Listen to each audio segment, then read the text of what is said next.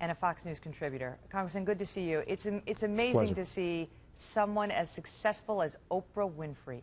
I mean, a billionaire, thanks in large part to American viewers loving her. White, black, brown, you name it, loving her, talking about racist Americans.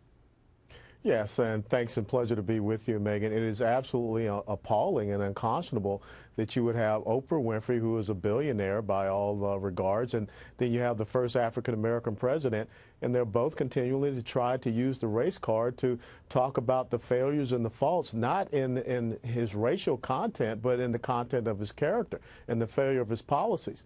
And based upon what Oprah Winfrey described as being a racist, well, then I guess I'm a racist as well, because I don't agree with those policies. But what is really interesting is how, Oprah Winfrey or, Morgan Freeman or some of the others, when black conservatives are attacked viciously by white liberals, you don't hear anything from them. Or when Harry Reid can come out and say that he accepts the president because he's light-skinned and he doesn't use Negro dialect, that's accepted language coming from the left. So there is an incredible hypocrisy, and really it is setting race relations back in the United States of America. It's amazing because when the only example she offered of disrespect based on race was what we believe is the Joe Wilson incident, where he called out "you lie" when the president was giving a State of the Union address, and he said that illegal immigrants were not going to get, I think, health care coverage under Obamacare. Sure. And Joe Wilson yelled out "you lie." All right? So that's her incident of disrespect based on race. Now, in a court of law, that would not fly. There is nothing in that exchange to suggest it's based on race. But some of the other incidents you point to, and even, I mean, didn't Joe Biden once refer to then candidate Barack Obama? Yeah.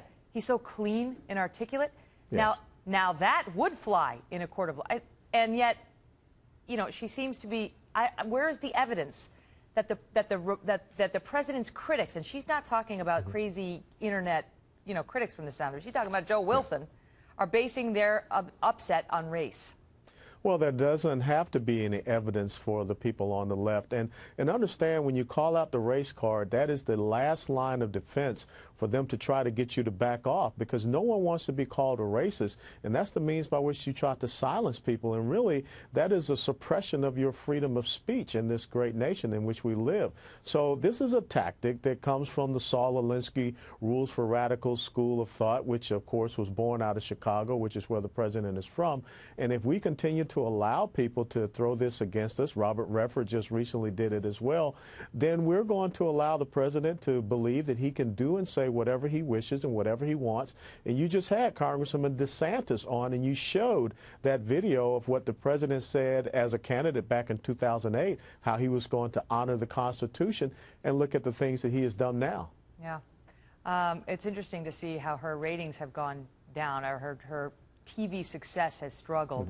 Since she did get political and started making certain statements like this. I mean, there's no question there are some racist people out there, and some people criticize the president based on racist views, but the example she used was telling, and it was interesting to see her honored today. Colonel West, thank you. Yeah.